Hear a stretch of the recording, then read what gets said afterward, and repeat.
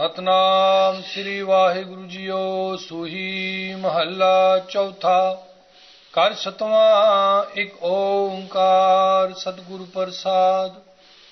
ਤੇਰੇ ਕਵਨ ਕਵਨ ਗੁਣ ਕਹਿ ਕਹਿ ਗਾਵਾਂ, ਤੂੰ ਸਾਹਿਬ ਗੁਣੀ ਨਿਧਾਨਾ।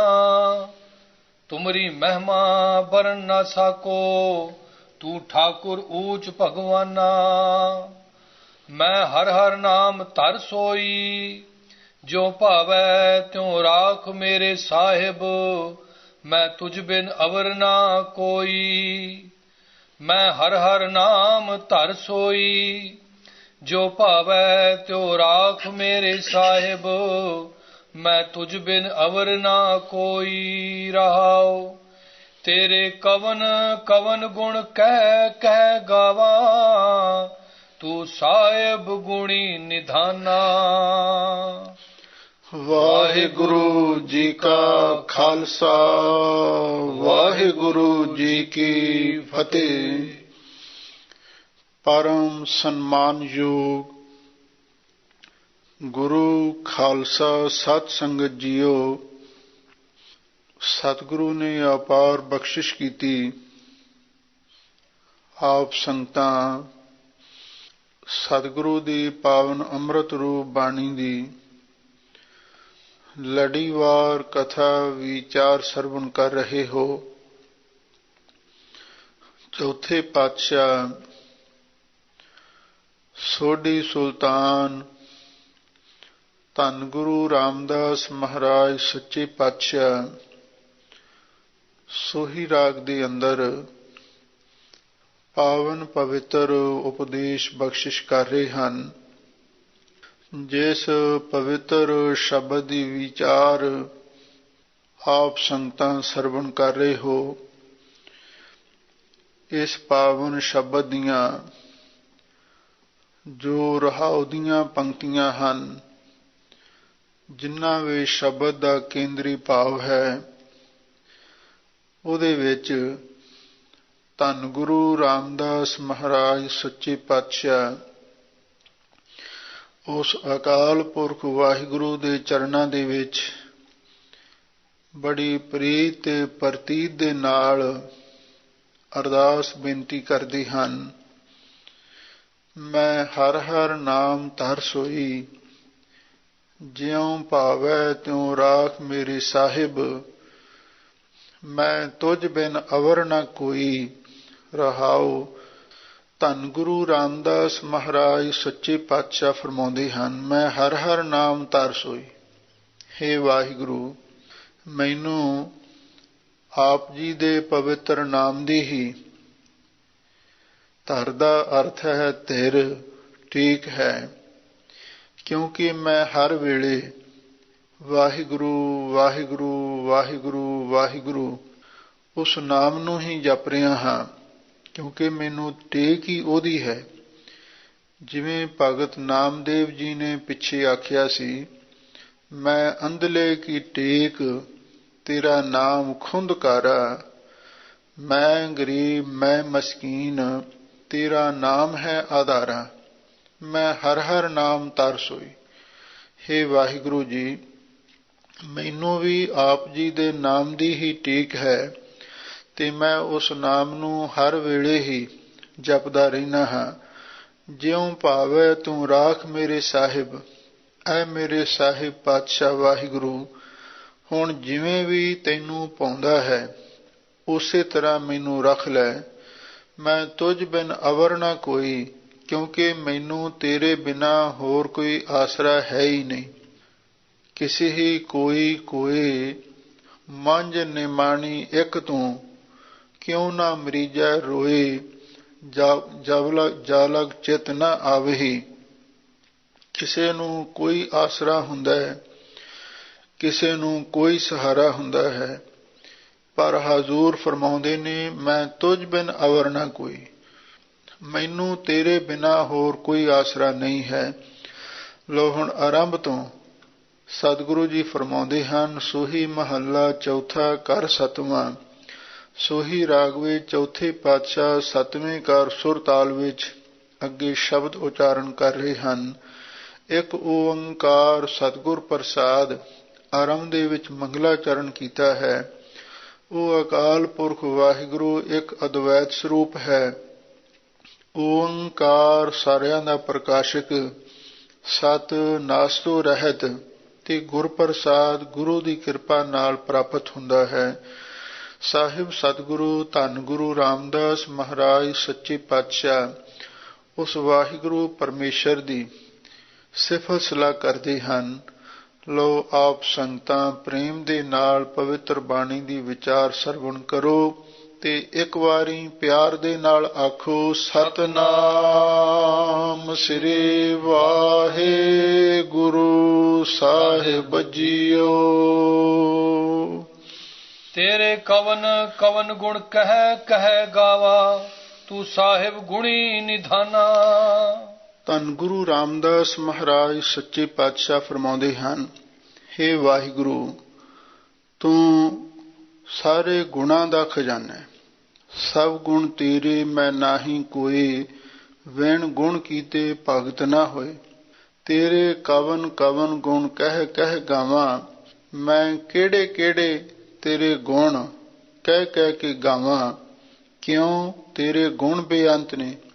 ਜਿਹਵਾ ਏਕ ਕਵਨ ਗੁਣ ਕਹੀਐ, ਬੇਸ਼ੁਮਾਰ ਬੇਅੰਤ ਸੁਆਮੀ, ਤੇਰੋ ਅੰਤ ਨਾ ਕਿਨਹੀ ਲਹੀਐ। ਤੇਰੇ ਗੁਣ ਬੇਅੰਤ ਨੇ, ਤੂੰ ਸਾਰੇ ਗੁਣਾਂ ਦਾ ਖਜ਼ਾਨਾ ਹੈ ਤੇ ਮੈਂ ਤੇਰੇ ਕਿਹੜੇ ਕਿਹੜੇ ਗੁਣ ਕਹਿ ਕਹਿ ਕੇ ਗਾਵਾਂ। ਭਾਵ ਮੇਰੀ ਜ਼ੁਬਾਨ ਇੱਕ ਹੈ, ਤੇਰੇ ਗੁਣ ਬੇਅੰਤ ਨੇ। ਮੈਂ ਇੱਕ ਰਸਨਾ ਤੋਂ ਆਪ ਜੀ ਦੇ ਬੇਅੰਤ ਗੁਣਾਂ ਨੂੰ ਕਿਵੇਂ ਵਰਣਨ ਕਰ ਸਕਦਾ ਹਾਂ।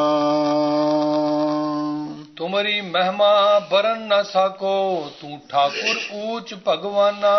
ਹੇ ਵਾਹਿਗੁਰੂ ਜੀ, ਤੂੰ ਠਾਕੁਰ ਮਾਲਕ ਹੈ, ਸਭ ਤੋਂ ਉੱਚਾ ਹੈ ਤੇ ਭਗਵਾਨਾ ਖੜ ਪਗਾ ਸਪੰਨ ਤੂੰ ਭਗਵਾਨ ਹੈ।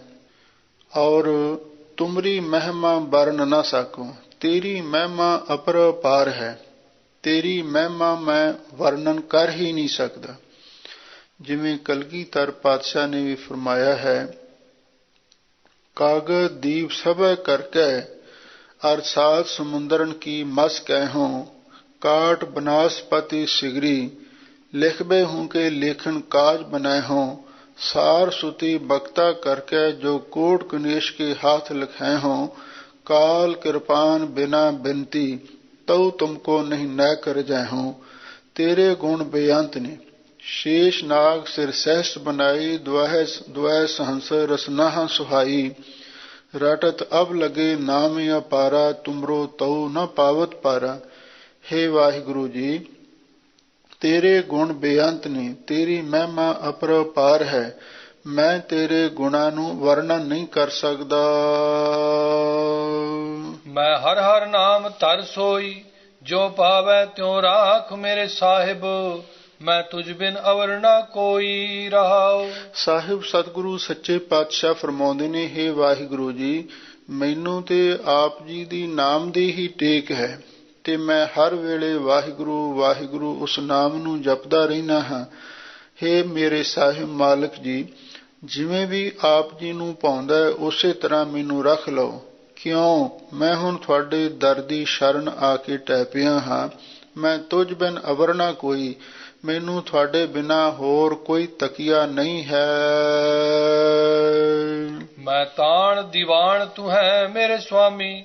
ਮੈਂ ਤੁਧੇ ਆਗੈ ਅਰਦਾਸ। ਰਹਾਉ ਵਿਸਰਾਮ ਦੇ ਕੇ ਸਤਿਗੁਰੂ ਜੀ ਫਰਮਾਉਂਦੇ ਨੇ, ਹੇ ਵਾਹਿਗੁਰੂ ਜੀ, ਮੈਨੂੰ ਤਾਣ ਬਲ ਤੇ ਦੀਵਾਨ ਆਸਰਾ ਤੂੰ ਹੈ। ਐ ਮੇਰੇ ਮਾਲਕ ਜੀ, ਮੈਂ ਤੁਧੇ ਆਗੈ ਅਰਦਾਸ। ਮੈਂ ਤੇਰੇ ਅੱਗੇ ਹੀ ਭਾਵ ਤੇਰੇ ਚਰਨਾਂ ਦੇ ਵਿੱਚ ਹੀ ਹਮੇਸ਼ਾ ਲਈ ਅਰਦਾਸ ਕਰਦਾ ਹਾਂ। ਮੈਂ ਹੋਰ ਥਾਉ ਨਾਹੀ ਜਿਸ ਪੈ ਕਰੋ ਬੇਨਤੀ। ਮੇਰਾ ਦੁੱਖ ਸੁਖ ਤੁਝ ਹੀ ਪਾਸ। ਸਾਹਿਬ ਸਤਿਗੁਰੂ ਸੱਚੇ ਪਾਤਸ਼ਾਹ ਫਰਮਾਉਂਦੇ ਨੇ, ਹੇ ਵਾਹਿਗੁਰੂ ਜੀ, ਮੈਂ ਹੋਰ ਥਾਉ ਨਹੀਂ, ਮੇਰੇ ਲਈ ਹੋਰ ਕੋਈ ਟਿਕਾਣਾ ਨਹੀਂ ਹੈ। ਜਿਸ ਪੈ ਕਰੋ ਬੇਨਤੀ, ਜਿਸ ਪਾਸ ਜਾ ਕੇ ਮੈਂ ਬੇਨਤੀ ਕਰਾਂ। ਮੇਰਾ ਦੁੱਖ ਸੁਖ ਤੁਝ ਹੀ ਪਾਸ। ਮੇਰਾ ਦੁੱਖ ਤੇ ਸੁਖ ਤੇਰੇ ਹੀ ਪਾਸ ਨਿਵੇਦਨ ਹੈ।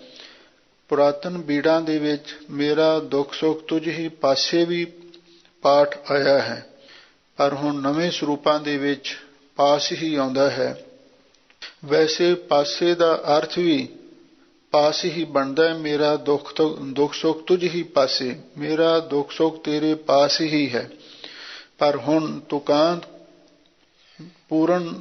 ਤੁਕਾਂਤ ਪੂਰਾ ਕਰਨ ਦੇ ਲਈ ਅਰਦਾਸ ਦੇ ਨਾਲ ਪਾਸ ਹੀ ਇਹ ਜਿਹੜਾ ਪਾਠ ਪੀੜਾਂ ਦੇ ਵਿੱਚ ਛਪਿਆ ਹੋਇਆ ਹੈ। ਇਸੇ ਲਈ ਮੇਰਾ ਦੁੱਖ ਤੇ ਸੁੱਖ ਤੇਰੇ ਹੀ ਪਾਸ, ਤੇਰੇ ਹੀ ਚਰਨਾਂ ਦੇ ਵਿੱਚ ਹੈ।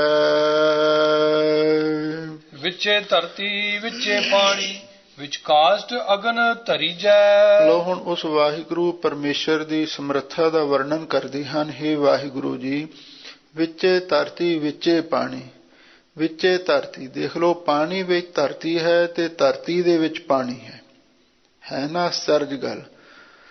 ਪਾਣੀ ਵਿੱਚ ਧਰਤੀ ਹੈ, ਧਰਤੀ ਦੇ ਵਿੱਚ ਪਾਣੀ ਵਸ ਰਿਹਾ ਹੈ। ਵਿੱਚ ਕਾਸ਼ਟ ਅਗਨ ਧਰੀਜੈ। ਇਸੇ ਤਰ੍ਹਾਂ ਤੁਸੀਂ ਮਹਾਰਾਜ ਕਾਠ ਦੇ ਵਿੱਚ ਅੱਗ ਨੂੰ ਵੀ ਟਿਕਾ ਕੇ ਰੱਖਿਆ ਹੋਇਆ ਹੈ। ਸਗਲ ਬਨਸਪਤ ਮੈਂ ਬੈਸੰਤਰ, ਸਗਲ ਦੂਧ ਮੈਂ ਕੀਆ, ਊਚ ਨੀਚ ਮੈਂ ਜੋਤ ਸਮਾਨੀ, ਘਟ ਘਟ ਮਾਧੋ ਜੀਆ। ਹੁਣ ਵੇਖ ਲਓ ਵਿਚਾਰ ਕੇ, ਵਿੱਚੇ ਧਰਤੀ ਵਿੱਚੇ ਪਾਣੀ, ਪਾਣੀ ਵਧੇਰੇ ਮਾਤਰਾ ਵਿੱਚ ਹੈ ਤੇ ਧਰਤੀ ਉਸ ਪਾਣੀ ਦੇ ਮੁਕਾਬਲੇ ਤੇ ਬਿਲਕੁਲ ਛੋਟੀ ਹੈ। ਤੇ ਜੇ ਹੁਣ ਪਾਣੀ ਚਾਹੇ ਧਰਤੀ ਨੂੰ ਡਬੋ ਵੀ ਸਕਦਾ, ਪਰ ਨਹੀਂ। ਪੈ ਵਿੱਚ ਪਵਨ ਵਹਿ ਸਦਵਾਓ, ਪੈ ਵਿੱਚ ਚੱਲੈ ਲਖ ਦਰਿਆਓ, ਪੈ ਵਿੱਚ ਅਗਨ ਕੱਢੈ ਵੇ ਗਾਰ, ਪੈ ਵਿੱਚ ਧਰਤੀ ਦੱਬੀ ਪਾਰ। ਇਹ ਸਭ ਚੀਜ਼ਾਂ ਕਿਸੇ ਦੈਵੀ ਕਾਨੂੰਨ ਦੇ ਵਿੱਚ, ਦੈਵੀ ਡਰ ਦੇ ਵਿੱਚ ਵਰਤ ਰਹੀਆਂ ਨੇ। ਇਸੇ ਲਈ ਸਤਿਗੁਰੂ ਕਹਿੰਦੇ ਨੇ, ਹੇ ਵਾਹਿਗੁਰੂ ਜੀ, ਪਾਣੀ ਵਿੱਚ ਧਰਤੀ ਹੈ, ਧਰਤੀ ਵਿੱਚ ਪਾਣੀ ਵਸ ਰਿਹਾ ਹੈ, ਪਰ ਇਹ ਇੱਕ ਦੂਸਰੇ ਦਾ ਕੋਈ ਨੁਕਸਾਨ ਨਹੀਂ ਕਰ ਸਕਦੇ। ਵਿੱਚ ਕਾਸ਼ਟ ਅਗਨ ਧਰੀਜੈ, ਤੁਸਾਂ ਕਾਠ ਦੇ ਵਿੱਚ ਅੱਗ ਵੀ ਰੱਖੀ ਹੋਈ ਹੈ। ਸਾਰੀ ਬਨਸਪਤੀ ਵਿੱਚ ਸਮਾਨ ਅਗਨੀ ਹੈ, ਪਰ ਉਹ ਉਸ ਨੂੰ ਸਾੜ ਨਹੀਂ ਸਕਦੀ, ਕਿਉਂਕਿ ਤੇਰਾ ਡਰ ਹੈ, ਤੇਰਾ ਹੁਕਮ ਹੈ। ਬੱਕਰੀ ਸਿੰਘ ਇਕ ਤੈ ਥਾਏ ਰਾਖੇ, ਮਨ ਹਰ ਜਪ ਭਰਮ ਪੋ ਦੂਰ ਕੀਜੈ। ਸਾਹਿਬ ਸਤਿਗੁਰੂ ਸੱਚੇ ਪਾਤਸ਼ਾਹ ਫਰਮਾਉਂਦੇ ਨੇ, ਐ ਮਨ ਉਸ ਅਕਾਲ ਪੁਰਖ ਨੇ ਬੱਕਰੀ ਤੇ ਸਿੰਘ ਸ਼ੇਰ ਇੱਕੋ ਹੀ ਥਾਂ ਇਹਨਾਂ ਨੂੰ ਟਿਕਾ ਕੇ ਰੱਖਿਆ ਹੋਇਆ। ਬੱਕਰੀ ਤੇ ਸ਼ੇਰ ਇਕੱਠੇ ਰਹਿ ਨਹੀਂ ਸਕਦੇ, ਕਿਉਂਕਿ ਸ਼ੇਰ ਮਾਸਾਹਾਰੀ ਜਾਨਵਰ ਹੈ, ਉਹ ਬੱਕਰੀ ਨੂੰ ਮਾਰ ਕੇ ਖਾ ਜਾਂਦਾ ਹੈ।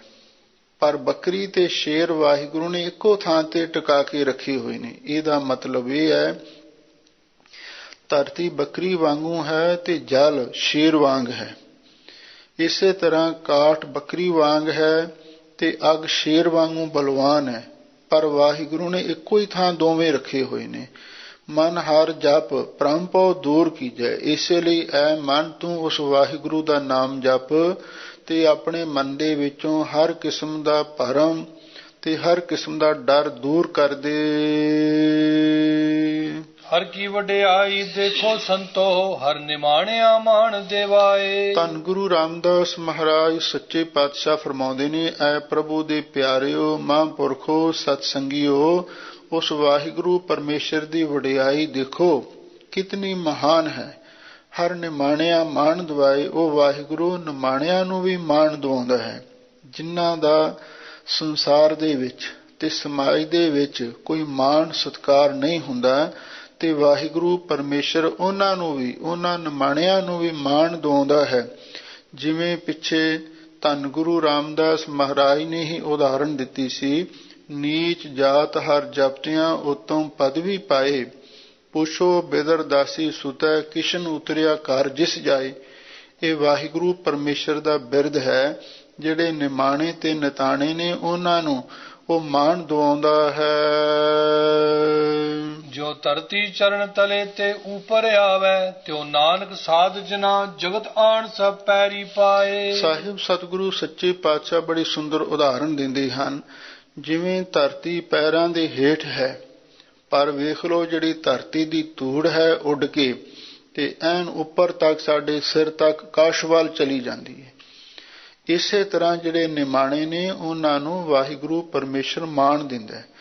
ਇਸੇ ਲਈ ਸਤਿਗੁਰੂ ਨੇ ਇਹ ਉਪਦੇਸ਼ ਦਿੱਤਾ ਹੈ, ਪਵਹੁ ਚਰਨਾਂ ਤਲਿ ਉਪਰ ਆਵਹੁ, ਐਸੀ ਸੇਵ ਕਮਾਵੋ, ਵੀ ਇਹੋ ਜੀ ਸੇਵਾ ਕਰੋ, ਸਭ ਦੇ ਚਰਨਾਂ ਦੀ ਧੂੜ ਬਣ ਜਾਓ, ਤੇ ਸਭ ਦੇ ਚਰਨਾਂ ਦੀ ਧੂੜ ਬਣ ਕੇ ਫੇਰ ਤੁਸੀਂ ਸਭ ਤੋਂ ਉੱਚੇ ਅਸਥਾਨ ਨੂੰ ਪ੍ਰਾਪਤ ਕਰ ਸਕਦੇ ਹੋ। ਜਿਵੇਂ ਧਰਤੀ ਪੈਰਾਂ ਦੇ ਹੇਠ ਹੈ, ਪਰ ਵੇਖ ਲਓ ਧਰਤੀ ਦੀ ਧੂੜ ਉੱਡ ਕੇ ਸਾਰਿਆਂ ਦੇ ਉੱਪਰ ਆ ਜਾਂਦੀ ਹੈ, ਤੇ ਉਹ ਨਾਨਕ ਸਾਧ ਜਨ। ਇਸੇ ਤਰ੍ਹਾਂ ਜਿਹੜੇ ਸਾਧੂ ਜਨ ਨਾਮ ਜਪਣ ਵਾਲੇ ਨਿਮਰਤਾ ਵਾਲੇ ਮਹਾਂਪੁਰਖ ਨੇ, ਜਗਤ ਆਣ ਸਭ ਪੈਰੀਂ ਪਾਏ, ਉਹਨਾਂ ਦੇ ਚਰਨਾਂ ਤੇ ਸਾਰੇ ਸੰਸਾਰ ਨੂੰ ਲਿਆ ਕੇ ਵਾਹਿਗੁਰੂ ਪਰਮੇਸ਼ਰ ਉਹਨਾਂ ਦੇ ਚਰਨਾਂ ਤੇ ਪਾ ਦਿੰਦਾ ਹੈ। ਭਾਵ ਜਿਨ੍ਹਾਂ ਮਹਾਂਪੁਰਖਾਂ ਦੇ ਵਿੱਚ ਅਤੇ ਨਿਮਰਤਾ ਤੇ ਨਿਰਮਾਣਤਾ ਹੁੰਦੀ ਹੈ, ਤੇ ਵਾਹਿਗੁਰੂ ਦੀ ਬੰਦਗੀ ਕਰਦੇ ਨੇ, ਤੇ ਵਾਹਿਗੁਰੂ ਪਰਮੇਸ਼ਰ ਆਪ ਹੀ ਪ੍ਰੇਰ ਕੇ ਉਹਨਾਂ ਮਹਾਂਪੁਰਖਾਂ ਦੇ ਚਰਨਾਂ ਤੇ ਲਿਆ ਕੇ ਸਾਰੇ ਸੰਸਾਰ ਨੂੰ ਪਾ ਦਿੰਦਾ ਹੈ। ਜਿਵੇਂ ਭਗਤ ਰਵਿਦਾਸ ਜੀ ਨੇ, ਭਗਤ ਕਬੀਰ ਜੀ ਨੇ, ਜਿਨ੍ਹਾਂ ਨੇ ਨਿਮਰਤਾ ਤੇ ਗਰੀਬੀ ਵਿੱਚ ਵਾਹਿਗੁਰੂ ਦਾ ਨਾਮ ਜਪਿਆ, ਤੇ ਸਾਰਾ ਸੰਸਾਰ ਉਹਨਾਂ ਦੇ ਚਰਨਾਂ ਤੇ ਝੁਕ ਰਿਹਾ ਹੈ। ਸੂਹੀ ਮਹੱਲਾ ਚੌਥਾ। ਤੂੰ ਕਰਤਾ ਸਭ ਕਿਛ ਆਪੇ ਜਾਣ ਹੈ, ਕਿਆ ਤੁਧ ਪੈ ਆਖ ਸੁਣਾਈਐ। ਹੁਣ ਧੰਨ ਗੁਰੂ ਰਾਮਦਾਸ ਮਹਾਰਾਜ ਸੱਚੇ ਪਾਤਸ਼ਾਹ ਹੁਣ ਇਸ ਦੂਸਰੇ ਸ਼ਬਦ ਵਿੱਚ ਵੀ ਅਕਾਲ ਪੁਰਖ ਵਾਹਿਗੁਰੂ ਪਰਮੇਸ਼ਰ ਦੀ ਹੀ ਵਡਿਆਈ ਕਰਦੇ ਹਨ। ਮੇਰੇ ਸਾਹਿਬ ਤੂੰ ਅੰਤਰ ਕੀ ਬਿਧ ਜਾਣੈ, ਬੁਰਾ ਭਲਾ ਤੋ ਸਭ ਕੇ ਸੂਝੈ, ਤੁਧ ਭਾਵੈ ਤਿਵੈ ਬੁਲਾਵਹਿ। ਰਹਾਉ, ਐ ਮੇਰੇ ਪਾਤਸ਼ਾਹ ਪ੍ਰਭੂ, ਤੂੰ ਸਾਡੇ ਅੰਦਰ ਦੀ ਵਿਧੀ ਹਾਲਤ ਨੂੰ ਜਾਣਦਾ, ਘਟ ਘਟ ਕੇ ਅੰਤਰ ਕੀ ਜਾਣਤ, ਭਲੇ ਬੁਰੇ ਕੀ ਪੀਰ ਪਛਾਨਤ। ਬੁਰਾ ਭਲਾ ਤੋ ਸਭ ਕੇ ਸੂਝੈ, ਕਿਸੇ ਅੰਦਰ ਚੰਗਾ ਖਿਆਲ ਹੈ ਮਾੜਾ ਖਿਆਲ ਹੈ, ਤੈਨੂੰ ਸਭ ਕੁਛ ਦਾ ਪਤਾ ਲੱਗ ਜਾਂਦਾ ਹੈ। ਜਿਹਾ ਕੋ ਕਰੇ ਤੇਹਾ ਕੋ ਪਾਈਐ। ਆਦਮੀ ਜਿਹੋ ਜਿਹਾ ਕੋਈ ਕੰਮ ਕਰਦਾ ਹੈ ਤੇ ਉਹ ਜਿਹਾ ਉਹਨੂੰ ਫਲ ਪ੍ਰਾਪਤ ਹੋ ਜਾਂਦਾ ਹੈ। ਮਹਾਂਪੁਰਖ ਇੱਕ ਬੜੀ ਸੁੰਦਰ ਵਿਚਾਰ ਸਰਵਣ ਕਰਵਾਉਂਦੇ ਸਨ। ਜਿਹੜੀ ਬੰਦੇ ਦੀ ਨੀਅਤ ਹੈ, ਭਾਵਨਾ ਹੈ, ਉਹ ਇੱਕ ਧਰਤੀ ਹੈ, ਇੱਕ ਜ਼ਮੀਨ ਹੈ, ਤੇ ਜਿਹੜਾ ਕਰਮ ਹੈ ਉਹ ਬੀਜ ਹੈ। ਜੇ ਧਰਤੀ ਵੀ ਚੰਗੀ ਹੋਵੇ, ਬੀਜ ਵੀ ਚੰਗਾ ਹੋਵੇ, ਤੇ ਫਿਰ ਉਹ ਬਹੁਤ ਛੇਤੀ ਫਲੀਭੂਤ ਹੁੰਦਾ ਹੈ। ਜੇ ਧਰਤੀ ਮਾੜੀ ਹੈ, ਬੀਜ ਚੰਗਾ ਵੀ ਹੈ, ਤੇ ਫਿਰ ਉਹਦੇ ਉਗਣ ਦੀ ਆਸ ਮੱਧਮ ਹੁੰਦੀ ਹੈ।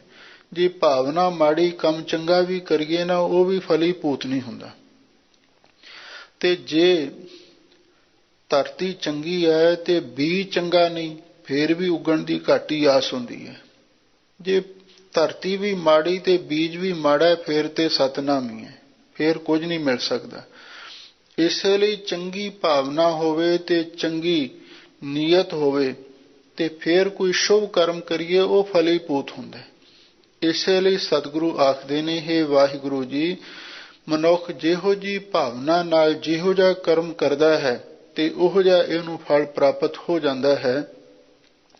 ਇਸੇ ਲਈ ਸਾਹਿਬ ਸਤਿਗੁਰੂ ਸੱਚੇ ਪਾਤਸ਼ਾਹ ਆਖਦੇ ਨੇ, ਹੇ ਵਾਹਿਗੁਰੂ ਜੀ, ਤੈਨੂੰ ਬੁਰਾ ਭਲਾ ਸਾਰਾ ਕੁਝ ਹੀ ਸੁਝਦਾ ਹੈ। ਤੁਧ ਭਾਵੈ ਤਿਵੈ ਬੁਲਾਵੈ, ਜਿਵੇਂ ਤੁਹਾਨੂੰ ਪਾਉਂਦਾ ਹੈ ਤਿਵੈ ਬੁਲਾਵੈ। ਤੁਸੀਂ ਉਸੇ ਤਰ੍ਹਾਂ ਹੀ ਸਾਨੂੰ ਬੁਲਾਉਂਦੇ ਹੋ, ਤੇ ਅਸੀਂ ਉਸੇ ਤਰ੍ਹਾਂ ਹੀ ਬੋਲਦੇ ਹਾਂ। ਲਓ ਹੁਣ ਆਰੰਭ ਤੋਂ ਸਤਿਗੁਰੂ ਜੀ ਫਰਮਾਉਂਦੇ ਹਨ।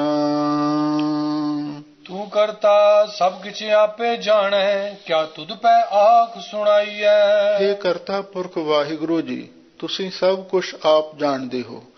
ਤੂੰ ਦਰਿਆਓ ਦਾਨਾ ਬੀਨਾ, ਮੈਂ ਮਛਲੀ ਕੈਸੇ ਅੰਤ ਲਹਾਂ। ਜਹ ਜਹ ਦੇਖਾਂ ਤਹ ਤਹ ਤੂੰ ਹੈ, ਤੋਇ ਤੇ ਨਿਕਸੀ ਫੂਟ ਮਰਾਂ। ਨਾ ਜਾਣਾ ਮਿਓ ਨਾ ਜਾਣਾ ਜਾਲੀ, ਜਾਂ ਦੁੱਖ ਲੱਗਿਆ ਤਾਂ ਤੁਝੈ ਸੰਭਾਲੀ। ਜਿਵੇਂ ਮੱਛੀ ਪਾਣੀ ਵਿੱਚ ਰਹਿੰਦੀ ਹੈ, ਸਮੁੰਦਰ ਉਹਦੀ ਹਰ ਹਾਲਤ ਨੂੰ, ਦਸ਼ਾ ਨੂੰ ਜਾਣਦਾ, ਇਸੇ ਤਰ੍ਹਾਂ ਹੀ ਕਰਤਾ ਪੁਰਖ ਵਾਹਿਗੁਰੂ ਤੂੰ ਸਭ ਕੁਛ ਜਾਣਦਾ ਹੈ ਆਪ। ਕਿਆ ਤੁਧ ਪੈ ਆਖ ਸੁਣਾਈਐ। ਦੱਸ ਤੇਰੇ ਪਾਸ ਕੀ ਕੁਝ ਆਖ ਕੇ ਸੁਣਾਈਏ। ਕੁਛ ਕਹਿ ਕੇ ਤਾਂ ਉਹਨੂੰ ਦੱਸਣ ਦੀ ਲੋੜ ਹੁੰਦੀ ਹੈ ਜਿਸਨੂੰ ਕਿਸੇ ਦੇ ਦੁੱਖ ਦਾ ਪਤਾ ਨਾ ਹੋਵੇ। ਜਿਹਨੂੰ ਪਹਿਲਾਂ ਹੀ ਦੁੱਖ ਦਾ ਪਤਾ ਹੋਵੇ, ਉਹਦੇ ਪਾਸ ਕੁਝ ਆਖ ਕੇ ਸੁਣਾਉਣਾ ਆਪਣੀ ਨਾਸਮਝੀ ਹੁੰਦੀ ਹੈ। बुरा भला तुद सबके सूझै, जिया को करे तिया को पाईਐ। हे ਵਾਹਿਗੁਰੂ ਜੀ, ਜੋ ਵੀ ਜੀਵ ਬੁਰਾ ਭਲਾ ਸੋਚਦੇ ਨੇ ਤੁਧ ਸਭ ਕੁਝ ਸੂਝੈ, ਤੈਨੂੰ ਸਭ ਕੁਝ ਦਾ ਪਤਾ ਲੱਗ ਜਾਂਦਾ ਹੈ। ਜਦੋਂ ਵੀ ਸਾਡੇ ਮਨ ਦੇ ਵਿੱਚ ਫੁਰਨਾ ਉੱਠਦਾ ਹੈ, ਚੰਗਾ ਜਾਂ ਮਾੜਾ, ਦੋ ਹੀ ਕਿਸਮ ਦੇ ਫੁਰਨੇ ਨੇ। ਕਈ ਵਾਰੀ ਅਸੀਂ ਕਿਸੇ ਬਾਰੇ ਚੰਗਾ ਸੋਚਦੇ ਹਾਂ, ਕਈ ਵਾਰੀ ਮਾੜਾ ਸੋਚਦੇ ਹਾਂ। ਪਰ ਜਦੋਂ ਸਾਡੇ ਮਨ ਦੇ ਵਿੱਚ ਕੋਈ ਵੀ ਖਿਆਲ ਆਉਂਦਾ ਹੈ ਨਾ, ਤੇ ਵਾਹਿਗੁਰੂ ਨੂੰ ਉਸੇ ਵੇਲੇ ਸਾਡਾ ਪਤਾ ਲੱਗ ਜਾਂਦਾ ਹੈ ਵੀ ਇਹ ਕੀ ਸੋਚ ਰਿਹਾ ਹੈ। ਕਿਉਂ? ਉਹ ਪ੍ਰਮਾਤਮਾ ਸਾਡੇ ਅੰਦਰ ਹੀ ਤੇ ਬੈਠਾ ਹੈ। ਉਹਨੇ ਕਿਹੜਾ ਬਾਹਰੋਂ ਕਿਤੋਂ ਆ ਕੇ ਦੇਖਣਾ ਹੈ, ਉਹ ਸਾਡੇ ਅੰਦਰ ਬੈਠਾ ਹੀ ਵੇਖ ਲੈਂਦਾ ਹੈ। ਤੁਧ ਭਾਵੈ ਤਿਵੈ ਜਿਹਾ ਕੋ ਕਰੇ ਤਿਹਾ ਕੋ ਪਾਈਐ। ਹੈ ਵਾਹਿਗੁਰੂ ਜੀ, ਜਿਹੋ ਜਿਹਾ ਕੋਈ ਮਨੁੱਖ ਚੰਗਾ ਮਾੜਾ ਕਰਮ ਕਰਦਾ ਹੈ ਤੇ ਉਹ ਜਿਹਾ ਉਹਨੂੰ ਫਲ ਪ੍ਰਾਪਤ ਹੋ ਜਾਂਦਾ ਹੈ। ਮੇਰੇ ਸਾਹਿਬ ਤੂੰ ਅੰਤਰ ਕੀ ਬਿਦ ਜਾਣੈ, ਬੁਰਾ ਭਲਾ ਤੂੰ ਸਭ ਕੇ ਸੂਝੈ, ਤੁਧ ਭਾਵੈ ਤਿਵੇਂ ਬੁਲਾਵੈ ਰਹਾਉ। ਐ ਮੇਰੇ ਪਾਤਸ਼ਾਹ ਪ੍ਰਭੂ, ਤੂੰ ਸਾਡੇ ਅੰਦਰ ਦੀ ਹਾਲਤ ਨੂੰ ਜਾਣਦਾ, ਬਿਨ ਬਕਨੇ ਬਿਨ ਕਹਿਨ ਕਹਾਵਨ ਅੰਤਰ ਜਾਮੀ ਜਾਣੈ। ਹਰ ਅੰਤਰ ਜਾਮੀ ਸਭ ਜਾਣੈ, ਤਾਂ ਕਿਸ ਪੈ ਆਖ ਸੁਣਾਈਐ। ਕਹਿਣਾ ਕਥਾ ਨਾ ਭੀਜੈ ਗੋਬਿੰਦ, ਹਰ ਪਾਵੈ ਪੈਜ ਰਖਾਈਐ। ਅਵਰ ਓਟ ਮੈਂ ਸਗਲੀ ਦੇਖੀ, ਇੱਕ ਤੇਰੀ ਓਟ ਰਹਾਈਐ। ਬੁਰਾ ਭਲਾ ਤੂੰ ਸਭ ਕੁਝ ਸੂਝੈ। ਹਜ਼ੂਰ ਕਹਿੰਦੇ ਨੇ ਤੈਨੂੰ ਚੰਗਾ ਮਾੜਾ ਸਾਰਾ ਕੁਝ ਹੀ ਸੁਝਦਾ ਹੈ, ਸਾਰਾ ਕੁਝ ਹੀ ਤੈਨੂੰ ਦਿਸਦਾ ਹੈ। ਤੁਧ ਪਾਵੈ ਤਿਵੈ ਬੁਲਾਵੈ। ਹੈ ਵਾਹਿਗੁਰੂ, ਜਿਵੇਂ ਤੈਨੂੰ ਪਾਉਂਦਾ ਉਸੇ ਤਰ੍ਹਾਂ ਤੂੰ ਸਾਨੂੰ ਬੁਲਾ ਰਿਹਾ ਤੇ ਅਸੀਂ ਬੋਲ ਰਹੇ ਹਾਂ। ਸਭ ਮੋਹ ਮਾਇਆ ਸਰੀਰ ਹਰ ਕੀਆ, ਵਿੱਚ ਦੇਹੀ ਮਾਨੁਖ ਭਗਤ ਕਰਾਈ। ਰਹਾਉ ਵਿਸਰਾਮ ਦੇ ਕੇ ਸਾਹਿਬ ਸਤਿਗੁਰੂ ਸੱਚੇ ਪਾਤਸ਼ਾਹ ਅੱਗੇ ਫਰਮਾਉਂਦੇ ਹਨ, ਹੈ ਵਾਹਿਗੁਰੂ ਜੀ, ਸਭ ਮੋਹ ਮਾਇਆ, ਇਹ ਜਿਹੜਾ ਮਾਇਆ ਦਾ ਮੋਹ ਹੈ, ਇਹ ਵੀ ਸਾਰਾ ਤੁਸਾਂ ਹੀ ਪੈਦਾ ਕੀਤਾ ਹੈ। ਕਿਉਂਕਿ ਮਾਇਆ ਐਸੀ ਮੋਹਣੀ ਪਾਈ, ਜੇਤੇ ਜੀਤੇ ਤੇ ਡਹਿਕਾਈ। ਮਾਇਆ ਮਮਤਾ ਮੋਹਣੀ, ਜਿਨ ਵਿਨ ਦੰਤਾਂ ਜਗ ਖਾਇਆ। ਮਨਮੋ ਖਾਦੇ ਗੁਰਮੁਖ ਉਬਰੇ, ਜਿਨੀ ਸੱਚ ਨਾਮ ਚਿਤ ਲਾਇਆ। ਇਹ ਮਾਇਆ ਦਾ ਮੋਹ ਵੀ ਸਾਰਾ ਤੁਸਾਂ ਹੀ ਪੈਦਾ ਕੀਤਾ ਹੈ। ਤੇ ਇਹ ਜਿਹੜਾ ਮਨੁੱਖੀ ਸਰੀਰ ਹੈ, 84 ਲੱਖ ਜੋਨ ਵਿੱਚ ਉਤਮ ਜਨਮ ਸੋ ਮਾਨਸ ਦੇਹੀ, ਇਹ ਵੀ ਤੁਸਾਂ ਆਪ ਹੀ ਪੈਦਾ ਕੀਤਾ ਹੈ। ਮਾਇਆ ਦਾ ਮੋਹ ਵੀ ਤੁਸਾਂ ਆਪ ਹੀ ਪੈਦਾ ਕੀਤਾ ਹੈ। ਤੇ ਇਹ ਜਿਹੜਾ ਸਰੀਰ ਹੈ ਵਾਹਿਗੁਰੂ ਨੂੰ ਮਿਲਣ ਵਾਸਤੇ, ਇਹ ਵੀ ਤੁਸਾਂ ਆਪ ਹੀ ਪੈਦਾ ਕੀਤਾ ਹੈ। ਵਿੱਚ ਦੇਹੀ ਮਾਨੁਖ ਭਗਤ ਕਰਾਈ। ਹੈ ਵਾਹਿਗੁਰੂ ਜੀ, ਤੁਸਾਂ ਆਪ ਹੀ ਗੁਰਮੁਖਾਂ ਦੇ ਪਾਸੋਂ ਇਸ ਮਨੁੱਖਾ ਦੇਹ ਦੇ ਅੰਦਰ ਆਪਣੀ ਭਗਤੀ ਕਰਵਾਈ ਹੈ। ਭਾਵ ਜਿਨ੍ਹਾਂ ਤੇ ਤੇਰੀ ਮਿਹਰ ਹੁੰਦੀ ਹੈ, ਉਹ ਇਸ ਮਨੁੱਖਾ ਦੇਹ ਨੂੰ ਪ੍ਰਾਪਤ ਕਰਕੇ ਵਾਹਿਗੁਰੂ ਦੀ ਭਗਤੀ ਕਰਦੇ ਹਨ। ਇਕ ਨਾ ਸਤਿਗੁਰ ਮੇਲ ਸੁਖ ਦੇਵੈ, ਇਕ ਮਨਮੁਖ ਤੰਦ ਪਿਟਾਈ। ਸਾਹਿਬ ਸਤਿਗੁਰੂ ਸੱਚੇ ਪਾਤਸ਼ਾਹ ਫਰਮਾਉਂਦੇ ਨੇ ਵੀ ਇੱਕ ਐਸੇ ਵੀ ਗੁਰਮੁਖ ਪਿਆਰੇ ਨੇ, ਜਿਨ੍ਹਾਂ ਨੂੰ ਸਤਿਗੁਰੂ ਦੇ ਨਾਲ ਮੇਲ ਕੇ ਤੂੰ ਉਹਨਾਂ ਨੂੰ ਆਤਮਕ ਸੁਖ ਬਖਸ਼ਿਸ਼ ਕਰ ਦੇਣਾ ਹੈ। ਇੱਕ ਮਨਮੁਖ ਤੰਦ ਪਿਟਾਈ, ਇੱਕ ਐਸੇ ਮਨਮੁਖ ਲੋਕ ਵੀ ਹਨ ਜਿਹੜੇ ਧੰਦਾ ਹੀ ਪਿੱਟਦੇ ਨੇ। ਇਹਦਾ ਮਤਲਬ ਬਈ ਉਹ ਮਾਇਆ ਦੇ ਜੰਜਾਲਾਂ ਦੇ ਵਿੱਚ ਹੀ ਫਸੇ ਰਹਿੰਦੇ ਨੇ, ਉਹਨਾਂ ਨੂੰ ਕਦੇ ਆਤਮਕ ਸੁਖ ਪ੍ਰਾਪਤ ਹੋ ਹੀ ਨਹੀਂ ਸਕਦਾ। ਸਭ ਕੋ ਤੇਰਾ ਤੂੰ ਸਭਨਾ ਕਾ ਮੇਰੇ ਕਰਤੇ, ਤੁਧ ਸਭਨਾ ਸਿਰ ਲਿਖਿਆ ਲੇਖ। ਐ ਮੇਰੇ ਕਰਤੇ, ਐ ਮੇਰੇ ਸਿਰਜਣਹਾਰ ਵਾਹਿਗੁਰੂ, ਸਭ ਕੋ ਤੇਰਾ, ਸਭ ਕੋਈ ਤੇਰਾ ਹੀ ਤੇ ਬਣਾਇਆ ਹੋਇਆ ਹੈ, ਤੇ ਤੂੰ ਸਾਰਿਆਂ ਦਾ ਮਾਲਕ ਹੈ। ਤੁਧ ਸਭਨਾ ਸਿਰ ਲਿਖਿਆ ਲੇਖ, ਤੇ ਤੁਸਾਂ ਹੀ ਸਾਰੇ ਜੀਵਾਂ ਦੇ ਸਿਰ ਉਤੇ ਲੇਖ ਲਿਖਿਆ ਹੋਇਆ। ਕਿਉਂਕਿ ਸਤਿਗੁਰੂ ਦੇ ਬਚਨ ਨੇ, ਹਾਥ ਕਲਮ ਅਗੰਮ ਮਸਤਕ ਲੇਖਾਵਤੀ। ਵਾਹਿਗੁਰੂ ਦੇ ਹੱਥ ਵਿੱਚ ਅਗੰਮੀ ਕਲਮ ਹੈ, ਜੋ ਸਾਰੇ ਜੀਵਾਂ ਦੇ ਮੱਥੇ ਤੇ ਲੇਖ ਲਿਖਦੀ ਹੈ। ਕਲਗੀਧਰ ਪਾਤਸ਼ਾਹ ਦੇ ਵੀ ਬਚਨ ਨੇ, ਕਰੀ ਲੋਹ ਕਰਮੰ ਲਿਖਿਓ ਲੇਖ ਮਥ ਹੈ, ਸਭੀ ਜ਼ੇਰ ਕੀਨੇ ਬਲੀ ਕਾਲ ਨਥ ਹੈ। ਉਸ ਵਾਹਿਗੁਰੂ ਨੇ ਲੋਹੇ ਦੀ ਫੁਲਾਦੀ ਕਲਮ ਦੇ ਨਾਲ ਐਸੇ ਲੇਖ ਲਿਖੇ ਨੇ ਜਿਹੜੇ ਕਦੀ ਮਿਟ ਨਹੀਂ ਸਕਦੇ। ਲੇਖ ਨਾ ਮਿਟੀ ਹੈ ਸਕੀ ਜੋ ਲਿਖਿਆ ਕਰਤਾ। ਹੈ ਵਾਹਿਗੁਰੂ ਜੀ, ਤੁਸਾਂ ਆਪ ਹੀ ਸਾਰੇ ਜੀਵਾਂ ਦੇ ਸਿਰ ਉਤੇ ਲੇਖ ਲਿਖਿਆ ਹੈ। जेहि तू नदर करे ते आको होवे, बिन नदरी नाही को भेख। हे ਵਾਹਿਗੁਰੂ ਜੀ, ਤੂੰ ਜਿਸ ਉਤੇ ਮਿਹਰ ਦੀ ਨਿਗਾਹ ਕਰਦਾ ਹੈ ਉਹ ਜਿਹਾ ਹੀ ਹੋ ਜਾਂਦਾ ਹੈ। ਬਿਨ ਨਦਰੀ ਨਾਹੀ ਕੋ ਪੇਖ, ਬਿਨਾ ਤੇਰੀ ਨਦਰ ਤੋਂ ਕੋਈ ਵੀ ਪੇਖ ਪ੍ਰਵਾਨ ਨਹੀਂ ਹੋ ਸਕਦਾ। ਪੇਖ ਦਾ ਅਰਥ ਹੈ ਮਜ਼ਹਬ, ਪੇਖ ਦਾ ਅਰਥ ਹੈ ਧਰਮ, ਪੇਖ ਦਾ ਅਰਥ ਹੈ ਪੰਥ, ਪੇਖ ਦਾ ਅਰਥ ਹੈ ਸੰਪਰਦਾ। ਜਿੰਨੇ ਵੀ ਪੇਖ ਨੇ ਸਤਿਗੁਰੂ ਫਰਮਾਉਂਦੇ ਨੇ ਬਿਨਾਂ ਤੇਰੀ ਦ੍ਰਿਸ਼ਟੀ ਤੋਂ ਕੋਈ ਵੀ ਪ੍ਰਵਾਨ ਨਹੀਂ ਹੋ ਸਕਦਾ। ਤੇਰੀ ਵਡਿਆਈ ਤੂੰ ਹੈ ਜਾਣੈ, ਸਭ ਤੁਧਨੋ ਨਿਤ ਧਿਆਏ। ਹੇ ਵਾਹਿਗੁਰੂ ਜੀ, ਤੇਰੀ ਆਪਣੀ ਵਡਿਆਈ ਮਹਾਨ ਹੈ। ਤੂੰ ਆਪਣੀ ਵਡਿਆਈ ਨੂੰ ਤੂੰ ਆਪ ਹੀ ਜਾਣਦਾ ਹੈ। ਸਭ ਤੁਧ ਨੂੰ ਨਿਤ ਧਿਆਏ, ਜਿਤਨੇ ਵੀ ਜੀਵ ਜੰਤ ਨੇ ਉਹ ਸਾਰੇ ਤੈਨੂੰ ਹੀ ਧਿਆਉਂਦੇ ਨੇ।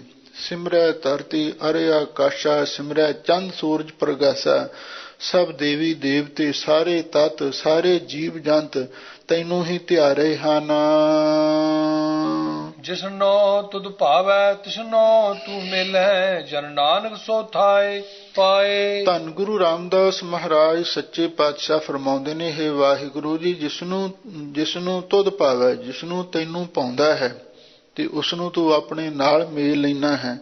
ਜਨ ਨਾਨਕ ਸੋ ਥਾਈ ਪਾਏ, ਜਿਹਨੂੰ ਤੂੰ ਆਪਣੇ ਨਾਲ ਮੇਲ ਲਵੇਂ ਤੇ ਫਿਰ ਉਹਨੂੰ ਤੂੰ ਥਾਂ ਪਾ ਲੈਣਾ। ਇਹਦਾ ਮਤਲਬ ਇਹ ਹੈ ਉਹ ਦਰਗਾਹ ਦੇ ਵਿੱਚ ਵੀ ਪ੍ਰਵਾਨ ਹੋ ਜਾਂਦੇ ਹਨ। ਸੂਈ ਮਹੱਲਾ ਚੌਥਾ।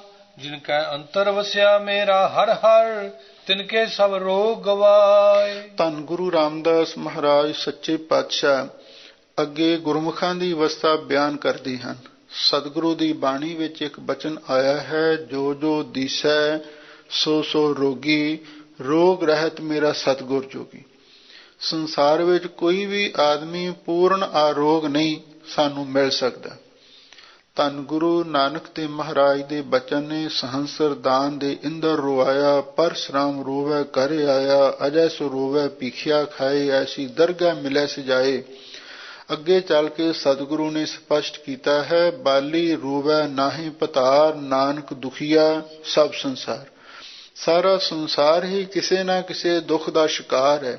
ਕੋਈ ਤਨ ਦੁਖੀ, ਕੋਈ ਮਨ ਦੁਖੀ, ਕੋਈ ਚਿੰਤਾ ਚਿੱਤ ਉਦਾਸ, ਥੋੜੇ ਥੋੜੇ ਸਭ ਦੁਖੀ, ਸੁਖੀ ਹਰੀ ਕੀ ਦਾਸ। ਪਰ ਹਜ਼ੂਰ ਕਹਿੰਦੇ ਨੇ, ਮੇਰੇ ਰਾਮ ਹਰ ਜਨ ਆਰੋਗ ਪਏ।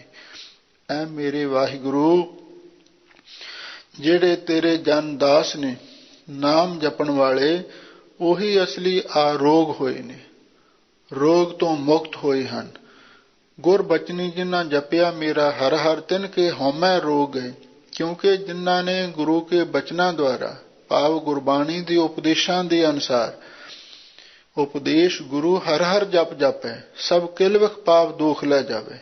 ਜਿਨ੍ਹਾਂ ਨੇ ਗੁਰੂ ਦੇ ਬਚਨਾਂ ਅਨੁਸਾਰ ਤੇ ਆਪ ਜੀ ਦੇ ਨਾਮ ਨੂੰ ਜਪਿਆ ਹੈ, ਗੁਰ ਬਚਨੀ ਜਿਨ੍ਹਾਂ ਜਪਿਆ ਮੇਰਾ ਹਰ ਹਰ, ਜਿਨ੍ਹਾਂ ਨੇ ਗੁਰੂ ਕੇ ਬਚਨਾਂ ਰਾਹੀਂ ਮੇਰੇ ਵਾਹਿਗੁਰੂ ਜੀ ਨੂੰ ਜਪਿਆ ਹੈ, ਤਿਨ ਕੇ ਹਉਮੈ ਰੋਗ, ਉਹਨਾਂ ਦੇ ਹਉਮੈ ਆਦਿਕ ਸਾਰੇ ਹੀ ਰੋਗ ਚਲੇ ਗਏ। ਹਉਮੈ ਦਾ ਦੀਰਘ ਰੋਗ ਹੈ, ਇਹ ਸਭ ਤੋਂ ਖਤਰਨਾਕ ਹੈ। ਹਉਮੈ ਦੀਰਘ ਰੋਗ ਹੈ, ਦਾਰੂ ਪੀ ਇਸ ਮਾਹੀ। ਇਹਦੇ ਨਾਲ ਜਿਹੜੇ ਹੋਰ ਛੋਟੇ ਮੋਟੇ ਰੋਗ ਸਨ, ਉਹ ਵੀ ਸਾਰੇ ਦੇ ਸਾਰੇ ਚਲੇ ਗਏ ਨੇ। ਤੇ ਇਹ ਰੋਗ ਕਿਵੇਂ ਦੂਰ ਹੁੰਦੇ ਨੇ? ਤਾਂ ਸਤਿਗੁਰੂ ਇਹਦਾ ਜਵਾਬ ਦਿੰਦੇ ਹਨ, ਜਿਨ ਕਾ ਅੰਤਰ ਵਸਿਆ ਮੇਰਾ ਹਰ ਹਰ, ਤਿਨਕੇ ਸਭ ਰੋਗ ਗਵਾਏ। ਧੰਨ ਗੁਰੂ ਰਾਮਦਾਸ ਮਹਾਰਾਜ ਸੱਚੇ ਪਾਤਸ਼ਾਹ ਫਰਮਾਉਂਦੇ ਨੇ, ਭਾਈ ਜਿਨ੍ਹਾਂ ਗੁਰਮੁਖਾਂ ਦੇ ਹਿਰਦੇ ਵਿੱਚ ਉਹ ਮੇਰਾ ਵਾਹਿਗੁਰੂ ਪ੍ਰਭੂ ਆਪ ਆ ਕੇ ਵਸਿਆ ਹੈ, ਤਿਨਕੇ ਸਭ ਰੋਗ ਗਵਾਏ। ਉਹਨਾਂ ਦੇ ਸਾਰੇ ਹੀ ਰੋਗ ਵਾਹਿਗੁਰੂ ਪਰਮੇਸ਼ਰ ਨੇ ਗਵਾ ਦਿੱਤੇ। ਕਿਉਂਕਿ ਜਿੱਥੇ ਵਾਹਿਗੁਰੂ ਪਰਮੇਸ਼ਰ ਆ ਜਾਂਦਾ ਹੈ, ਸਤ ਸੁਹਾਣ ਸਦਾ ਮਨ ਚਾਓ, ਉਥੇ ਆਨੰਦ ਹੀ ਆਨੰਦ ਬਣ ਜਾਂਦਾ ਹੈ। ਆਨੰਦੋ ਆਨੰਦ ਕਣਾ ਮੈਂ ਸੋ ਪ੍ਰਭ ਡੀਠਾ ਰਾਮ। ਤਿਨਕੇ ਸਭ ਰੋਗ ਗਵਾਏ, ਤੇ ਵਾਹਿਗੁਰੂ ਨੇ ਉਹਨਾਂ ਦੇ ਸਾਰੇ ਹੀ ਰੋਗ ਦੂਰ ਕਰ ਦਿੱਤੇ। ਤੇ ਮੁਕਤ ਭਏ ਜਿਨ ਹਰ ਨਾਮ ਤੇ ਆਇਆ, ਤਿਨ ਪਵਿੱਤ ਪਰਮ ਪਦ ਪਾਏ। ਸਾਹਿਬ ਸਤਿਗੁਰੂ ਸੱਚੇ ਪਾਤਸ਼ਾਹ ਫਰਮਾਉਂਦੇ ਨੇ, ਜਿਨ੍ਹਾਂ ਨੇ ਵਾਹਿਗੁਰੂ ਦੇ ਨਾਮ ਨੂੰ ਧਿਆਇਆ ਹੈ, ਤੇ ਵਾਹਿਗੁਰੂ ਦਾ ਨਾਮ ਸਰਬ ਰੋਗ ਕਾ ਔਖਦ ਨਾਮ, ਸਾਰੇ ਰੋਗਾਂ ਦੀ ਦਾਰੂ ਹੈ, ਤੇ ਮੁਕਤ ਪਏ, ਉਹ ਸਾਰੇ ਦੁੱਖਾਂ ਤੋਂ ਰੋਗਾਂ ਤੋਂ ਮੁਕਤ ਹੋ ਗਏ। ਤਿਨ ਪਵਿੱਤ ਪਰਮ ਪਦ ਪਾਏ, ਇੱਥੇ ਹੀ ਬਸ ਨਹੀਂ, ਜਿਨ੍ਹਾਂ ਨੇ ਵਾਹਿਗੁਰੂ ਦੇ ਨਾਮ ਨੂੰ ਧਿਆਇਆ ਹੈ, ਔਰ ਉਹ ਸਾਰੇ ਬੰਧਨਾਂ ਤੋਂ ਮੁਕਤ ਵੀ ਹੋਏ ਨੇ। ਫਿਰ ਉਹਨਾਂ ਨੇ ਮਹਾਨ ਪਵਿੱਤਰ ਤੇ ਪਰਮ ਪਦਵੀ ਕੇਵਲ ਮੁਕਤੀ ਨੂੰ ਪ੍ਰਾਪਤ ਕਰ ਲਿਆ ਹੈ। ਮੇਰੇ RAM ਹਰ ਜਨ ਆਰੋਗ ਪਏ, ਗੁਰਬਚਨੀ ਜਿਨਾ ਜਪਿਆ ਮੇਰਾ ਹਰ ਹਰ, ਤਿਨਕੇ ਹੋ ਮੈਂ ਰੋਗ ਗਏ ਰਹਾਉ। ਸਾਹਿਬ ਸਤਿਗੁਰੂ ਧੰਨ ਗੁਰੂ ਰਾਮਦਾਸ ਮਹਾਰਾਜ ਫਰਮਾਉਂਦੇ ਨੇ, ਮੇਰੇ RAM, ਐ ਮੇਰੇ ਵਾਹਿਗੁਰੂ ਅਥਵਾ ਮੇਰੇ RAM, ਐ ਮੇਰੇ ਭਰਾਵੋ ਜਿਹੜੇ ਵਾਹਿਗੁਰੂ ਦੇ ਜਨ ਦਾਸ ਨੇ, ਉਹ ਅਸਲੀ ਹਉਮੈ ਦੇ ਰੋਗ ਤੋਂ ਹੋਰ ਸਾਰੇ ਰੋਗਾਂ ਤੋਂ ਮੁਕਤ ਹੋਏ ਹਨ। ਕਿਵੇਂ ਹੋਏ ਨੇ? ਗੁਰਬਚਨੀ ਜਿਨ੍ਹਾਂ ਜਪਿਆ ਮੇਰਾ ਹਰ ਹਰ, ਜਿਨ੍ਹਾਂ ਨੇ ਗੁਰੂ ਕੇ ਬਚਨਾਂ ਅਨੁਸਾਰ ਮੇਰੇ ਵਾਹਿਗੁਰੂ ਵਾਹਿਗੁਰੂ ਨੂੰ ਜਪਿਆ ਹੈ, ਤਿਨ ਕੇ ਹਉਮੈ ਰੋਗ ਗਏ। ਫਿਰ ਉਹਨਾਂ ਦੇ ਹਉਮੈ ਆਦਿਕ ਸਾਰੇ ਰੋਗ ਚਲੇ ਗਏ, ਕਿਉਂਕਿ ਵਾਹਿਗੁਰੂ ਦਾ ਨਾਮ ਸਾਰੇ ਰੋਗਾਂ ਦੀ ਦਾਰੂ ਹੈ। ਮੇਰਾ ਬੈਦ ਗੁਰੂ ਗੋਬਿੰਦਾ, ਹਰ ਹਰ ਨਾਮ ਔਖਦ ਮੁਖ ਦੇਵੈ, ਕਾਟੈ ਜਮ ਕੀ ਫੰਦਾ। ਉਹ ਫਿਰ ਸਾਰੇ ਰੋਗਾਂ ਨੂੰ ਨਾਸ਼ ਕਰ ਦਿੰਦਾ ਹੈ। ਬ੍ਰਹਮਾ ਬਿਸ਼ਨ ਮਹਾਦੇਵ ਤ੍ਰੈ ਗੁਣ ਰੋਗੀ, ਵਿੱਚ ਹੋ ਮੈਂ ਕਾਰ ਕਮਾਈ। ਰਹਾਉ ਵਿਸਰਾਮ ਦੇ ਕੇ ਸਤਿਗੁਰੂ ਅੱਗੇ ਫਰਮਾਉਂਦੇ ਹਨ, ਬਈ ਵੇਖ ਲੋ ਵੀ ਸਾਰਾ ਸੰਸਾਰ ਹੀ ਰੋਗੀ ਹੈ। ਆ ਵੇਖ ਲੋ, ਵੱਡੇ ਵੱਡੇ ਦੇਵਤੇ ਨੇ, ਬ੍ਰਹਮਾ ਬਿਸ਼ਨ ਮਹਾਦੇਵ ਤ੍ਰੈ ਗੁਣ ਰੋਗੀ। ਬ੍ਰਹਮਾ ਵਿਸ਼ਨੂੰ ਸ਼ਿਵ ਜੀ ਇਹ ਤਿਰਗੁਣੀ ਦੇਵਤੇ ਨੇ। ਬ੍ਰਹਮਾ ਦੇ ਵਿੱਚ ਰਜੋ ਗੁਣ ਪ੍ਰਧਾਨ ਹੈ, ਵਿਸ਼ਨੂੰ ਵਿੱਚ ਸਤੋ ਗੁਣ ਪ੍ਰਧਾਨ ਹੈ, ਤੇ ਸ਼ਿਵ ਜੀ ਵੀ ਤਮੋ ਗੁਣ ਪ੍ਰਧਾਨ ਹੈ। ਇਹ ਤਿੰਨੇ ਦੇਵਤੇ ਵੀ ਤਿੰਨ ਗੁਣਾ ਕਰਕੇ ਰੋਗੀ ਨੇ, ਕਿਉਂਕਿ ਤਿੰਨ ਗੁਣ ਮਾਇਆ ਵਿੱਚ ਨੇ। ਰਜਗੁਣ ਤਮਗੁਣ ਸਤਗੁਣ ਕਹੀਏ, ਇਹ ਤੇਰੀ ਸਭ ਮਾਇਆ। ਇਸ ਤਿੰਨੇ ਗੁਣਾਂ ਦੇ ਅਧੀਨ ਹੋਣ ਕਰਕੇ ਬ੍ਰਹਮਾ ਵਿਸ਼ਨੂੰ ਸ਼ਿਵ ਜੀ ਤਿੰਨੇ ਦੇਵਤੇ ਵੀ ਰੋਗੀ ਨੇ। ਕਿਉਂ? ਵਿੱਚ ਹਉਮੈ ਕਾਰ ਕਮਾਈ। ਇਹ ਵੀ ਹਉਮੈ ਦੇ ਵਿੱਚ ਹੀ ਸਾਰੀ ਕਾਰ ਆਪਣੀ ਕਿਰਿਆ ਕਰ ਰਹੇ ਨੇ। ਵਾਹਿਗੁਰੂ ਪਰਮੇਸ਼ਰ ਨੇ ਬ੍ਰਹਮਾ ਨੂੰ ਸ੍ਰਿਸ਼ਟੀ ਸਾਜਣ ਵਿੱਚ ਲਾਇਆ ਹੋਇਆ, ਵਿਸ਼ਨੂੰ ਨੂੰ ਪਾਲਣਾ ਕਰਨ ਦੇ ਵਿੱਚ ਲਾਇਆ ਹੋਇਆ, ਤੇ ਸ਼ਿਵ ਜੀ ਨੂੰ ਸੰਘਾਰ ਕਰਨ ਵਾਸਤੇ ਲਾਇਆ ਹੋਇਆ। ਪਰ ਇਹ ਹਉਮੈ ਦੇ ਵਿੱਚ ਹੀ ਸਾਰੀ ਕਾਰ ਕਿਰਿਆ ਕਰ ਰਹੇ ਨੇ। ਜਿਵੇਂ ਭੱਟਾਂ ਨੇ ਵੀ ਇਹ ਗੱਲ ਲਿਖੀ ਹੈ, ਬ੍ਰਹਮਾ ਵਿਸ਼ਨ ਸਿਰੇ ਤੈ ਅਗਨ, ਤਿਨ ਕੋ ਮੋਹ ਪਿਆ ਮਨ ਮਦਕ। ਇਹ ਬ੍ਰਹਮਾ ਵਿਸ਼ਨੂੰ ਸ਼ਿਵ ਜੀ ਵਰਗੇ ਅਣਗਿਣਤ ਦੇਵਤੇ ਤੁਸਾਂ ਪੈਦਾ ਕੀਤੇ ਨੇ, ਪਰ ਉਹਨਾਂ ਨੂੰ ਵੀ ਮਾਇਆ ਦਾ ਮੋਹ ਤੇ ਪਦਵੀ ਦਾ ਹੰਕਾਰ ਹੋ ਗਿਆ, ਵਿੱਚ ਹਉਮੈ ਕਾਰ ਕਮਾਈ। ਤੇ ਕਲਗੀਧਰ ਪਾਤਸ਼ਾਹ ਨੇ ਵੀ ਬੜੇ ਸੋਹਣੇ ਤੇ ਸਪਸ਼ਟ ਢੰਗ ਦੇ ਨਾਲ ਬਿਆਨਿਆ ਹੈ, ਮਹਾਦੇਵ ਅਚੁਤ ਕਹਿਵਾਇਓ, ਵਿਸ਼ਨ ਆਪ ਹੀ ਕੋ ਠਹਿਰਾਇਓ। ब्रह्मा आव पार ब्रह्म बखाना, प्रभ को प्रभु न किन्हू जाना, जिन जाना तिन्ही सिद्ध पाई, बिन समझे सिद्ध हाथ न आई। ਇਹ ਬ੍ਰਹਮਾ ਵਿਸ਼ਨੂੰ ਸ਼ਿਵ ਜੀ ਇਹ ਬਸ ਹਉਮੈ ਦੇ ਵਿੱਚ ਹੀ ਸਾਰੀ ਕਿਰਿਆ ਕਰ ਰਹੇ ਨੇ, ਤੇ ਇਹਨਾਂ ਨੇ ਅਸਲੀ ਵਾਹਿਗੁਰੂ ਪਰਮੇਸ਼ਰ ਨੂੰ ਤੇ ਲੁਕਾ ਦਿੱਤਾ, ਤੇ ਆਪਣੇ ਆਪ ਹੀ ਰੱਬ ਬਣ ਗਏ, ਆਪ ਹੀ ਭਗਵਾਨ ਬਣ ਕੇ ਬੈਠ ਗਏ। ਜਿਨ ਕੀਏ ਤਿਸਹਿ ਨਾ ਚੇਤਹਿ ਬਪੜੇ, ਹਰ ਗੁਰਮੁਖ ਸੋਜੀ ਪਾਈ। ਧੰਨ ਗੁਰੂ ਰਾਮਦਾਸ ਮਹਾਰਾਜ ਸੱਚੇ ਪਾਤਸ਼ਾਹ ਗੁਰਮਤਿ ਦੇ ਸਿਧਾਂਤ ਕਿੰਨੇ ਉੱਚੇ ਨੇ। ਲੋਕ ਸਾਡੇ ਸਾਰੇ ਭੁਲੇਖੇ ਦੂਰ ਕਰ ਰਹੇ ਹਨ। ਜਿਨ ਕੀਏ ਤਿਸਹਿ ਨਾ ਚੇਤੈ ਬਪੜੇ, ਇਹ ਜਿਹੜੇ ਤਿੰਨ ਦੇਵਤੇ ਨੇ ਨਾ, ਬ੍ਰਹਮਾ ਵਿਸ਼ਨੂੰ ਸ਼ਿਵ ਜੀ ਵਰਗੇ, ਇਹਨਾਂ ਨੂੰ ਸਤਿਗੁਰੂ ਕਹਿੰਦੇ ਬਪੜੇ, ਵਿਚਾਰੇ। ਕਿਸੇ ਗਰੀਬ ਨੂੰ ਆਪਾਂ ਕਹਿੰਦੇ ਵਿਚਾਰਾ, ਤੇ ਸਤਿਗੁਰੂ ਵੀ ਇਹਨਾਂ ਨੂੰ ਵਿਚਾਰੇ ਹੀ ਕਹਿੰਦੇ ਨੇ। ਜਿਨ ਕੀਏ ਤਿਸਹਿ ਨਾ ਚੇਤੈ ਬਪੜੇ, ਇਹ ਵਿਚਾਰੇ ਜਿਸ ਵਾਹਿਗੁਰੂ ਪਰਮੇਸ਼ਰ ਨੇ ਇਹਨਾਂ ਨੂੰ ਪੈਦਾ ਕੀਤਾ ਸੀ ਤੇ ਇਹਨਾਂ ਦੀ ਡਿਊਟੀ ਲਾ ਕੇ ਸੰਸਾਰ ਦੇ ਵਿੱਚ ਭੇਜਿਆ ਸੀ, ਤਿਸਹਿ ਨਾ ਚੇਤੈ, ਇਹ ਉਸ ਨੂੰ ਚੇਤੇ ਹੀ ਨਹੀਂ ਕਰਦੇ। ਇਹਨਾਂ ਨੂੰ ਪਰਮੇਸ਼ਰ ਭੁੱਲ ਗਿਆ। ਹਰ ਗੁਰਮੁਖ ਸੋਝੀ ਪਾਈ, ਪਰ ਬਈ ਗੁਰਮੁਖਾਂ ਨੇ ਉਸ ਵਾਹਿਗੁਰੂ ਦੀ ਸੋਝੀ ਸਮਝ, ਉਹਦੀ ਗਿਆਤ ਪ੍ਰਾਪਤ ਕਰ ਲਈ। ਇਹ ਬ੍ਰਹਮਾ ਵਿਸ਼ਨੂੰ ਸ਼ਿਵ ਜੀ ਰੱਬ ਨੂੰ ਜਾਣ ਨਹੀਂ ਸਕੇ, ਪਰ ਗੁਰਮੁਖਾਂ ਨੇ ਵਾਹਿਗੁਰੂ ਦੀ ਸਮਝ ਪ੍ਰਾਪਤ ਕਰ ਲਈ। ਇਸ ਲਈ ਗੁਰਮੁਖਾਂ ਦੀ ਪਦਵੀ ਇਹਨਾਂ ਦੇਵਤਿਆਂ ਨਾਲੋਂ ਵੀ ਮਹਾਨ ਹੈ, ਕਿਉਂਕਿ ਸਤਿਗੁਰੂ ਦੇ ਬਚਨ ਹੈ, ਬ੍ਰਹਮ ਗਿਆਨੀ ਕੋ ਖੋਜਹਿ ਮਹੇਸ਼ਰ, ਨਾਨਕ ਬ੍ਰਹਮ ਗਿਆਨੀ ਆਪ ਪਰਮੇਸ਼ਰ। ਤੇ ਬ੍ਰਹਮ ਗਿਆਨੀਆਂ ਦੇ ਤਾਂ ਦੇਵਤੇ ਵੀ ਦਰਸ਼ਨ ਕਰਨ ਨੂੰ ਤਰਸਦੇ ਫਿਰਦੇ ਨੇ। ਇਸ ਲਈ ਇਹ ਤਿੰਨ ਗੁਣਾਂ ਦੇ ਵਿੱਚ ਨੇ, ਤੇ ਬ੍ਰਹਮ ਗਿਆਨੀਆਂ ਦੀ ਅਵਸਥਾ ਇਹਨਾਂ ਨਾਲੋਂ ਵੀ ਮਹਾਨ ਹੈ। ਇਸੇ ਲਈ ਹਜ਼ੂਰ ਫਰਮਾਉਂਦੇ ਨੇ, ਇਹ ਤਾਂ ਵਾਹਿਗੁਰੂ ਨੂੰ ਚੇਤੇ ਨਹੀਂ ਕਰ ਸਕਦੇ, ਇਹ ਤੇ ਰੱਬ ਨੂੰ ਭੁੱਲ ਗਏ। ਜਿਵੇਂ ਜਪਜੀ ਸਾਹਿਬ ਬਾਣੀ ਵਿੱਚ ਧੰਨ ਗੁਰੂ ਨਾਨਕ ਦੇਵ ਮਹਾਰਾਜ ਨੇ ਵੀ ਫਰਮਾਇਆ ਹੈ, ਏਕਾ ਮਾਈ ਜੁਗਤ ਵਿਆਈ ਤਿੰਨ ਚੇਲੇ ਪਰਵਾਨ ਇੱਕ ਸੰਸਾਰੀ ਇੱਕ ਭੰਡਾਰੀ ਇੱਕ ਲਾਏ ਦੀ ਬਾਣ ਜਿਵ ਤਿਸ ਪਾਵੈ ਤਿਵੈ ਚਲਾਵੈ ਜਿਵ ਹੋਵੈ ਫਰਮਾਨ ਉਹ ਵੇਖੈ ਉਹਨਾਂ ਨਜ਼ਰ ਨਾ ਆਵੈ ਬਹੁਤਾ ਇਹੋ ਵਿਡਾਨ। ਜਿਹੜੀ ਚੌਥੀ ਪੰਕਤੀ ਹੈ ਨਾ ਉਹਦੇ ਵਿੱਚ ਧੰਨ ਗੁਰੂ ਨਾਨਕ ਤੇ ਮਹਾਰਾਜ ਨੇ ਇਸ ਸਿਧਾਂਤ ਨੂੰ ਖੋਲਿਆ ਹੈ। ਉਹ ਵੇਖਿਆ ਉਹ ਪਰਮਾਤਮਾ ਇਹਨਾਂ ਦੇਵਤਿਆਂ ਨੂੰ ਵੇਖ ਰਿਹਾ ਹੈ ਕਿਉਂਕਿ ਉਸਨੇ ਇਹਨਾਂ ਨੂੰ ਪੈਦਾ ਕੀਤਾ ਤੇ ਡਿਊਟੀਆਂ ਸੰਭਾਲੀਆਂ ਨੇ। ਜਿਸ ਪਰਮਾਤਮਾ ਨੇ ਇਹਨਾਂ ਨੂੰ ਪੈਦਾ ਕੀਤਾ ਉਹ ਵੇਖ ਰਿਹਾ ਹੈ। ਉਹਨਾਂ ਨਜ਼ਰ ਨਾ ਆਵੇ ਪਰ ਉਹਨਾਂ ਦੇਵਤਿਆਂ ਨੂੰ ਉਹ ਨਹੀਂ ਦਿਸਦਾ। ਇਹ ਉਹਨੂੰ ਭੁੱਲ ਗਏ ਨੇ। ਜਿਨ ਕੀਏ ਤਿਸਹਿ ਨਾ ਚੇਤੈ ਬਪੜੇ ਹਰ ਗੁਰਮੁਖ ਸੋਝੀ ਪਾਈ। ਇਹ ਬੜਾ ਸਰਜ ਕੌਤਕ ਹੈ। ਸਤਿਗੁਰੂ ਕਹਿੰਦੇ ਨੇ ਵੀ ਗੁਰਮੁਖਾਂ ਨੇ ਵਾਹਿਗੁਰੂ ਦੀ ਸੋਝੀ ਪ੍ਰਾਪਤ ਕਰ ਲਈ ਹੈ।